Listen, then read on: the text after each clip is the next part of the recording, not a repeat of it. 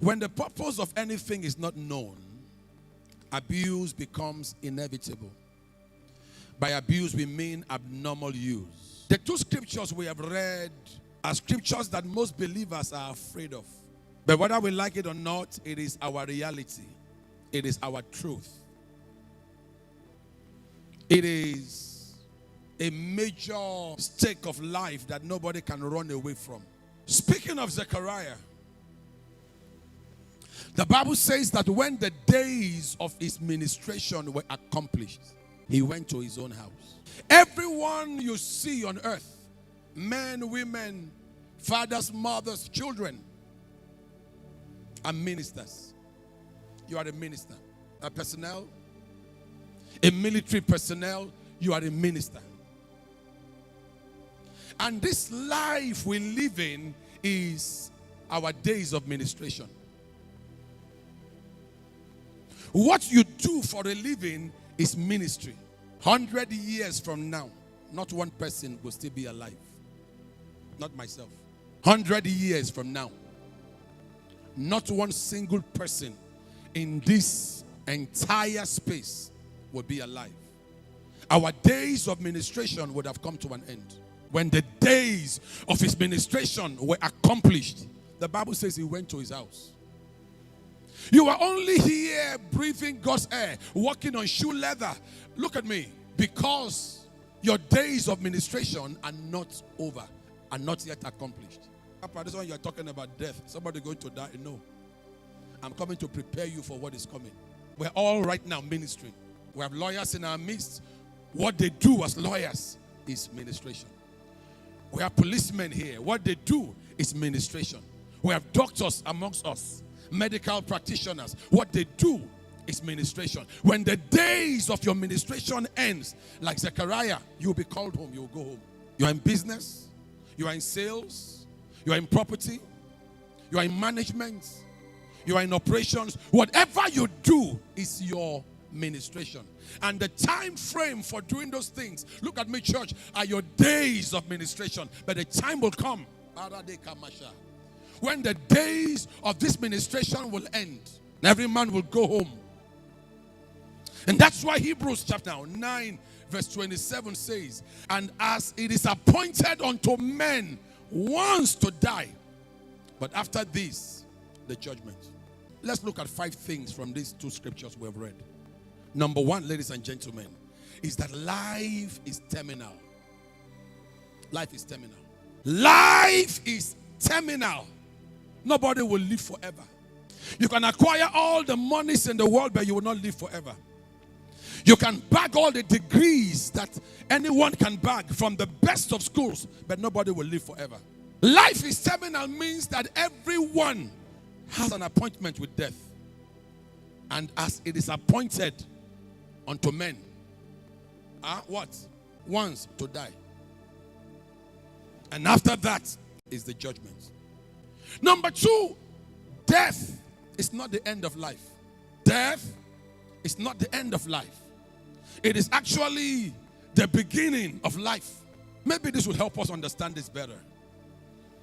There are 3 kinds of death that exist. Number 1 is physical death. Physical death is what we find in Hebrews 9:27, where the Bible says, and as it is appointed unto men once to die, and after that death is what? Is judgment. It's called physical death. The second type of form of death, ladies and gentlemen, is spiritual death. Spiritual death, look at me, is the separation of the spirit of man and the soul of man from God, his maker. People don't cry over that kind of death, but guess what, sir? It is the worst form of death. Number 3 is eternal or the second death. The eternal death or the second death. That one is the one where Satan, hell, and Hades will be thrown into the everlasting lake of fire that continues to burn. That one is the eternal death. Look at Revelation 21 verse 27. It says, and there shall in no wise enter it anything that defileth. That's talking about heaven. Neither whatsoever worketh abomination or maketh a lie, but they which are written in the Lamb's book of life, they won't enter heaven. So death is not final. It is actually the beginning of a new phase. Am I talking to anybody here? Number 3 thing I want you to take today is that how you live on earth determines where you will end in eternity. Our people have a saying that the way the masquerade is doing his leg will determine how the masquerade will dance.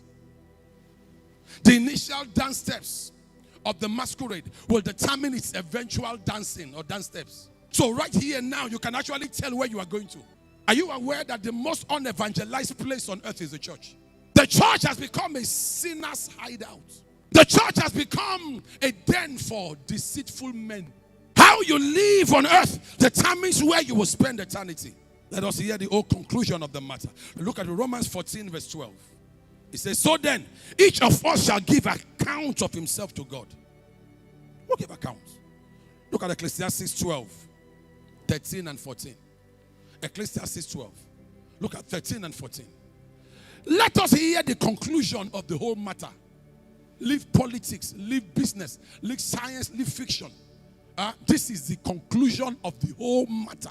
Whether politics, monetary policies, financial policies, the whole conclusion of the whole matter is, let us hear the conclusion of the whole matter. It says, fear God and keep his commandments. For this is the whole duty of man, to fear God. To fear God. Many of you fear your local government chairman more than you fear God. Many of you fear your governor more than you fear God. Many of you fear the police or army more than you fear God.